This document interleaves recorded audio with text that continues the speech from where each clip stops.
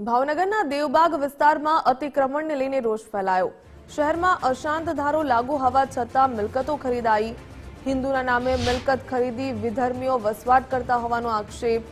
સ્થાનિકો દ્વારા અનેકવાર રજૂઆતો કરવામાં આવી છતાં પણ કોઈ કાર્યવાહી નહીં। જે વિધર્મીઓ રહે છે ત્યાં મુલાકાત લેવા માંગ કરવામાં આવી। યોગ્ય કાર્યવાહી નહીં કરાય તો ઉગ્ર આંદોલનની ચીમકી ઉચ્ચારવામાં આવી।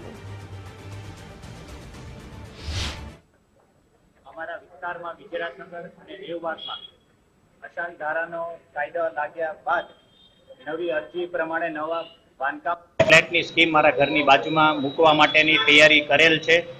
એપ્લિકેશન મામલતદાર અને એસડીએમ સાહેબને ત્યાં પહોંચાડી હતી અને અમારી જાણ થતાં અમને ખ્યાલ આવ્યો કે ત્યાં ફ્લેટની 2 BHK 3 BHK ની સ્કીમ મૂકવાની છે। એની માટે અમારો બધાનો વિરોધ છે। અવારનવાર આ વસ્તુ દેવબાગ અને વિજરાટનગરમાં થાય છે।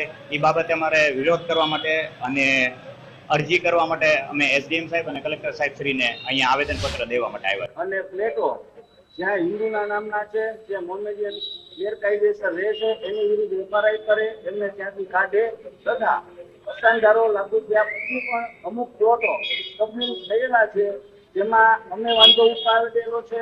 મામલતદાર અને પોલીસ સ્ટેશનમાં પણ અમે કીધું હતું કે ભાઈ આ મિલકત સામે દેવબાગમાં દેવનાથ માર્ગ હોય, ભવિષ્યમાં શાંતિ બહેરાય એવું વાતાવરણ થાય એની માટે આ સોદા